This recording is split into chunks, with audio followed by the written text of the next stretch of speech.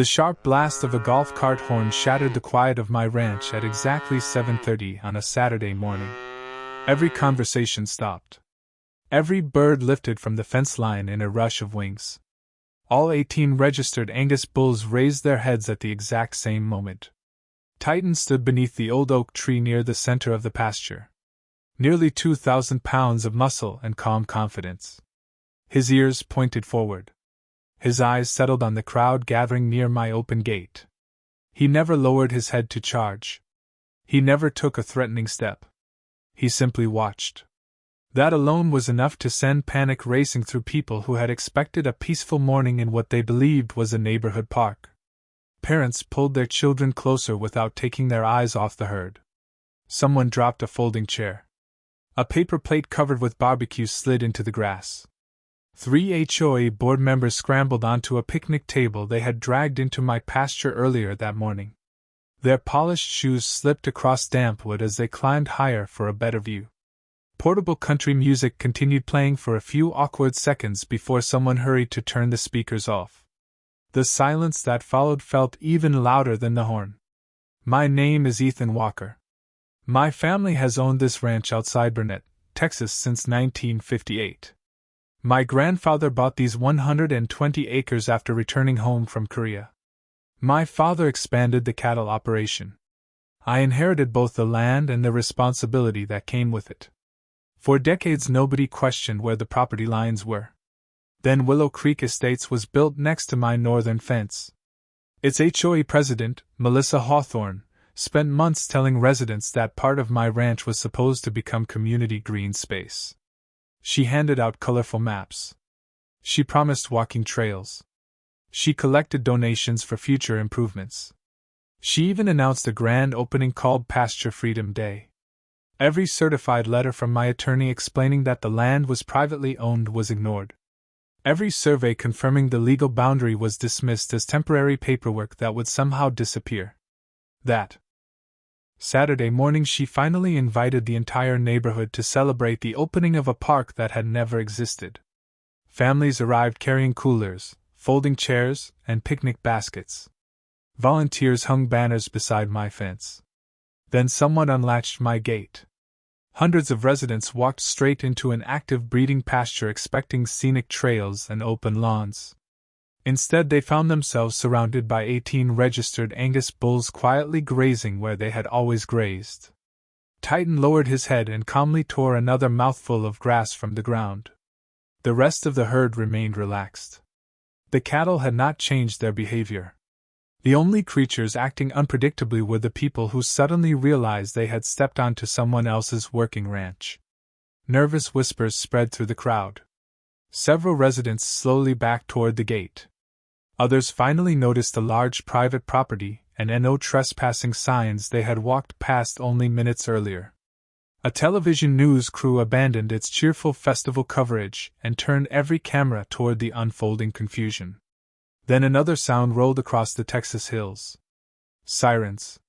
Flashing red and blue lights appeared beyond the subdivision entrance as 2 Burnett County Sheriff's Office patrol vehicles pulled onto the gravel road leading toward my northern fence.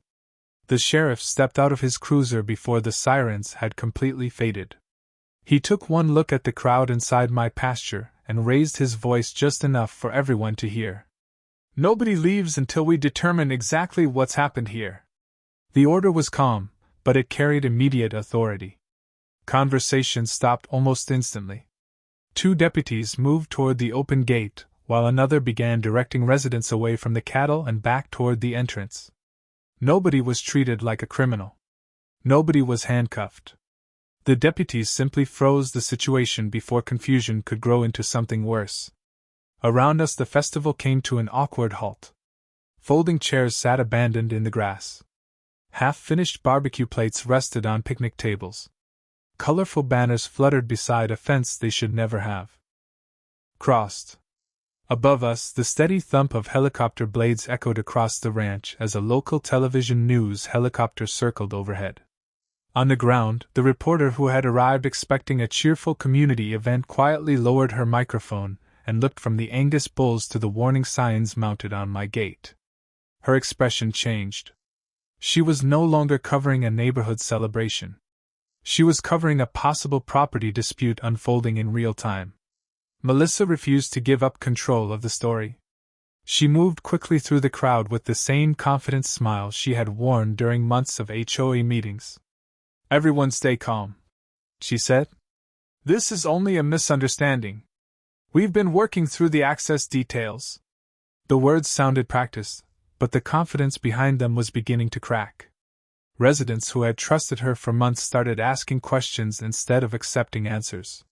One homeowner unfolded the colorful flyer advertising Pasture Freedom Day and looked toward the sheriff. "If this isn't community property," he asked quietly, "why were we invited inside?" A mother standing beside him looked down at her children before glancing back toward the large private property sign mounted beside my gate. "Those signs were already here," she whispered. Another resident frowned at the donation wristband still wrapped around his arm. Nobody answered him. Doubt spread through the crowd far faster than panic had only minutes before.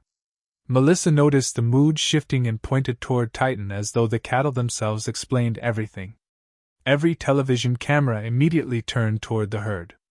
Titan remained beneath the old oak tree, calmly chewing fresh grass.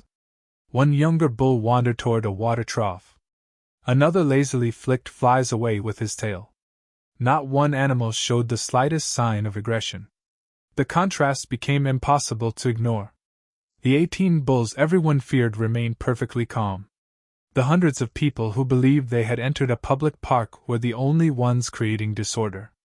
One deputy slowly photographed the entrance gate and the warning signs. Another took pictures of the temporary banners standing inside my fence. The reporter followed only a few steps behind, recording everything without interrupting. Melissa tried one last time to reassure the crowd by insisting that discussions about community access had been ongoing for months. This time nobody applauded. Even several HOA board members quietly stepped away from her without saying a word. The warm Texas breeze carried the scent of fresh hay across the pasture while Titan continued grazing as though none of us were even there. The sheriff finished reading the warning signs posted on my gate before walking directly toward me. His expression remained professional. He removed a small notebook from his shirt pocket and met my eyes. "Mr. Walker," he said evenly, "can you prove this ranch belongs to you?" I nodded once and walked toward my pickup without saying another word. I had spent months preparing for that exact question because I knew emotions would never settle a property dispute. Documents would. I reached behind the passenger seat and lifted out the thick brown leather binder my father had carried long before it became mine. The edges were worn from decades of use, but everything inside had been carefully organized. I laid the binder across the hood of the sheriff's cruiser and opened the first section. "Original warranty deed," I said. "Recorded in 1958 when my grandfather purchased this ranch." The sheriff studied the yellow document, while the television reporter stepped closer to read over his shoulder. I turned another page. "County tax records. Every year. Every payment."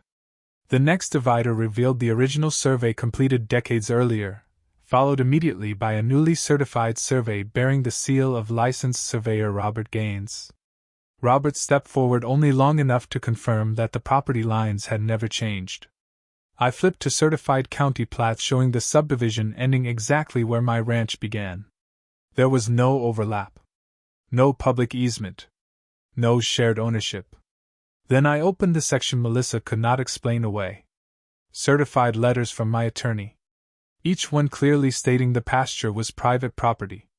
Behind every letter sat a green postal return receipt showing the delivery date and signature confirming it had been received. The sheriff quietly compared each letter with its receipt while the reporter arranged them side by side across the cruiser. Finally, I placed several printed security camera photographs beside the documents. Each image carried a digital timestamp showing volunteers placing temporary signs, unloading benches, and preparing for today's event beside my fence. One photograph clearly showed Melissa standing near the boundary while directing volunteers where to install the community pasture park sign. The reporter slowly lined up the deed, surveys, letters, receipts, and photographs until they formed one complete timeline stretching across the hood of the patrol car. Nobody needed me to explain it anymore. The documents spoke for themselves. Melissa stepped forward and tried to interrupt. "Those papers don't tell the whole story," she insisted. "We believe discussions were still happening." The reporter looked down at the stack of signed green return receipts one last time before raising her microphone. "Melissa," she asked calmly, "did you receive these letters?" For the first time that morning, Melissa hesitated before answering. It lasted only a second, but everyone noticed. "There were conversations," she finally said. "The developer told us community access was still being discussed." The reporter nodded without arguing. She simply reached into the folder one of the residents had handed her and unfolded a glossy HOA newsletter. Across the front appeared a large headline announcing Pasture Freedom Day. The reporter read one sentence aloud. "Join us as we celebrate the opening of our new community pasture." She looked back at Melissa. "This doesn't say discussions were ongoing. It says the park was opening." Melissa quickly shifted direction. "Our management company prepared most of the newsletters." The reporter quietly picked up another document. This time it was a printed event flyer showing walking trails, picnic areas, and future improvements. "Who approved this?" she asked. Melissa blamed a volunteer committee. Moments later, the reporter held up a donation form, promising that contributions would help build benches and nature paths inside the future park. Melissa said residents had misunderstood its purpose. One explanation replaced another so quickly that even her own board members struggled to follow the changes. The crowd grew noticeably quieter with every answer. Nobody interrupted because everyone was waiting to hear something that finally made sense. Instead, they heard three different versions of the same story within a matter of minutes. The reporter never raised her voice. She simply placed each newsletter beside each flyer and each donation form until the promises printed on paper became impossible to ignore. Then she looked directly at Melissa. "If this was only a misunderstanding," she asked, "why did every document describe the project as finished instead of proposed?" Melissa opened her mouth, but nothing came out immediately. Before she could gather another explanation, a voice rose quietly from behind the crowd. An older resident stepped forward holding one of the original HOA newsletters in his hand. He looked directly at Melissa. "You told us Ethan agreed." Silence settled over the pasture. Nobody reacted with anger. The older resident simply lowered the newsletter and looked toward me.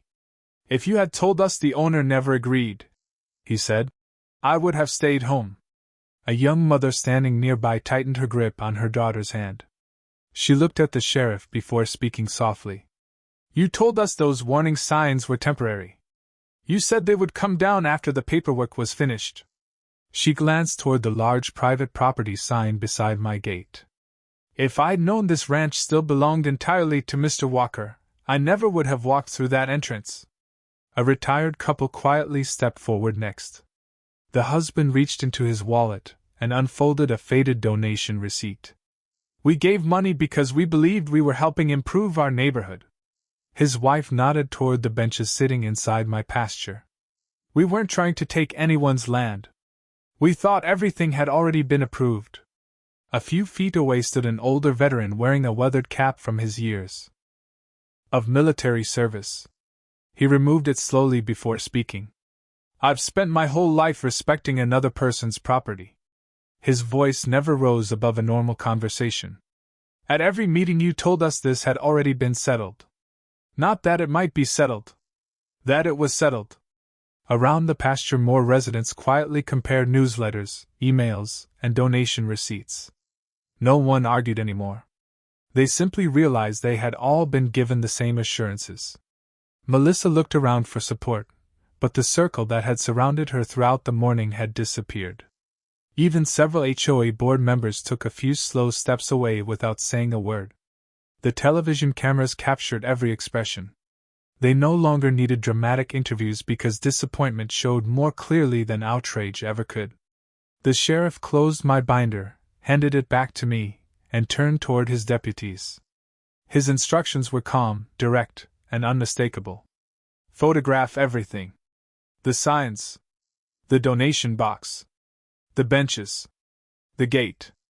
I want this entire scene documented before anyone moves a single thing. The deputies moved through the property with quiet efficiency.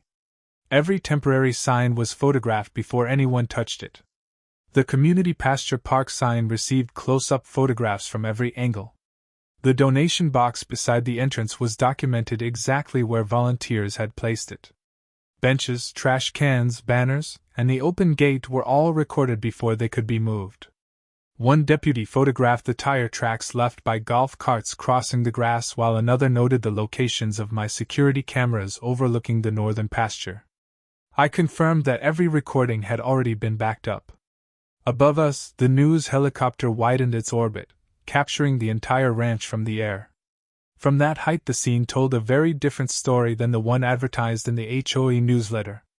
The cattle remained scattered peacefully across the pasture, while the only unusual activity surrounded the temporary festival equipment that had been brought onto private land. About 20 minutes later, another county vehicle arrived carrying a land records official. He spread county plats beside my deed and the certified survey, comparing each legal description with practiced precision. After several minutes, he looked up at the sheriff and spoke without hesitation. The county records are consistent. The Walker family has owned this parcel continuously since 1958. Those few words erased months of speculation. Moments later, a dark sedan pulled into the subdivision entrance. A man in a navy suit stepped out carrying a leather briefcase. Several residents immediately recognized him as the attorney representing Willow Creek Estates. Melissa hurried toward him and began explaining the situation before he had even reached the patrol cars. He listened without interrupting. The sheriff handed him copies of the certified letters, delivery receipts, surveys, newsletters, and donation forms already arranged across the hood of the cruiser. The attorney read each document carefully. The longer he read, the quieter he became. Finally, he closed the folder, looked directly at Melissa, and spoke in a calm voice that everyone nearby could hear. "Melissa." He paused for only a moment. "Stop talking." The entire pasture seemed to fall silent. Melissa opened her mouth as if another explanation was coming. Instead, she slowly lowered her eyes. For the first time since the morning began, she had nothing left to say. The weeks that followed were far quieter than the day that started everything. There were no dramatic speeches and no public celebrations. The truth simply worked its way through the community one step at a time. Refund checks began arriving in residents' mailboxes, returning every dollar collected for the so-called community pasture project. Maintenance crews quietly removed the community pasture park sign from beside my fence, loaded it into a truck, and drove away without ceremony. Contractors repaired the sections of fence damaged during the event, replacing worn cedar posts and stretching fresh wire along the northern boundary. Willow Creek Estates held a special HOA election before summer ended. Residents gathered at the clubhouse with none of the excitement that had filled earlier meetings. Ballots were counted. Results were announced. Melissa Hawthorne was removed as HOA president, and the neighborhood elected new leadership focused on rebuilding trust instead of making promises. A week later, the local television station aired a follow-up report summarizing the county findings, the refunded donations, and the confirmed property records. Shortly afterward, the subdivision developer issued a written correction acknowledging that no portion of the Walker Ranch had ever been designated as community property. New neighborhood maps reflected the legal boundaries exactly as they had always existed. During those same weeks, I received handwritten letters from families who had attended Pasture Freedom Day. Some apologized for entering my ranch. Others admitted they should have asked more questions before believing the HOA. I answered every letter the same way. I told them I never blamed the neighbors for trusting someone they believed represented their community. One evening, as the Texas sun settled behind the oak trees, I stood beside my northern fence with a cup of coffee in my hand. The road in front of my ranch was empty again. No golf carts. No temporary banners. No television trucks. Only the familiar sound of cicadas, the distant movement of cattle through the pasture, and the peaceful quiet that had belonged to this land long before anyone tried to rename it. The first cool morning of autumn arrived with the familiar smell of fresh cut hay drifting across the pasture before sunrise. I poured myself a cup of black coffee and stepped onto the front porch just as the eastern sky began glowing with soft shades of orange and gold. A meadowlark greeted the new day from a weathered fence post, and another answered from somewhere beyond the stock pond. It was the same peaceful soundtrack I had listened to since childhood. Some things never change when people leave the land alone. I walked slowly toward the northern fence, letting the warmth of the coffee settle into my hands while the morning air carried the scent of cedar, fresh grass, and clean Texas soil. Titan stood beneath the old oak tree exactly where I had first seen him on the morning everything fell apart. He looked up as I approached, watched me for a few quiet seconds, then calmly lowered his head and returned to grazing. Around him, the other 17 registered Angus bulls spread naturally across the pasture, moving at their own unhurried pace. There were no golf carts rolling toward the gate. No banners fluttering beside the fence. No folding chairs. No volunteers. Just cattle doing what cattle have always done. I leaned against the top rail and looked toward Willow Creek Estates. A family appeared on the public sidewalk, taking an early morning walk. A father pushed a stroller while his wife held the hand of a little boy who could not have been more than 6 years old. As they reached my fence, the child stopped and pointed excitedly toward Titan in the distance. "Dad?" he asked. "Can we go inside?" The father smiled and gently shook his head. "No," he answered. "It's a private ranch." The little boy looked through the fence for another moment before nodding. "Can we watch from here?" he asked. His father smiled again. "Of course. We can always admire them. We just respect someone else's land." The boy waved toward the pasture even though none of the cattle paid him any attention. I lifted my coffee cup with a small smile, and the parents nodded politely before continuing their walk down the quiet road. They left nothing behind except fading footsteps and a simple reminder that the community no longer needed another sheriff, another lawyer, or another television camera to understand where the boundary belonged. The lesson had finally become part of everyday life, and somehow that felt more satisfying than any courtroom victory ever could. The following morning I made my usual walk along the northern fence before the sun had fully cleared the horizon. My hand rested on the weathered cedar posts one after another, each one carrying decades of wind, rain, and hard work. Some had been set by my grandfather. Others by my father. A few by me after storms rolled through Burnett County. They stood quietly without ever needing to defend themselves. When I reached the entrance, the security camera above the gate blinked steadily as it continued recording another ordinary day. It had quietly captured every ribbon tied to my fence, every temporary sign, every volunteer carrying benches, and every promise that had never belonged on this ranch. It had never argued with anyone. It had simply remembered. I looked toward the patch of grass where the community pasture park sign had once stood. Nature had already reclaimed the ground. Only open pasture remained. A few feet away, my own sign still stood exactly where it had always been. Private property. Livestock area. The white lettering had faded slightly beneath years of Texas sunlight, but it remained straight, solid, and unmistakably clear. Beyond the fence, Titan slowly lifted his head and looked in my direction. After a brief moment, he returned to grazing as though reminding me that life was meant to move forward instead of looking backward. I rested both hands on the top rail and remembered something my grandfather had told me when I was a little boy riding beside him on his old Ford tractor. Land remembers who takes care of it. I understood those words differently now than I ever had before. Back then I thought he was talking about fences, cattle, and long days beneath the Texas sun. He was talking about those things, but he was also talking about character. People forget. Rumors spread. Signs can be replaced. Records do not change. Neither does the truth.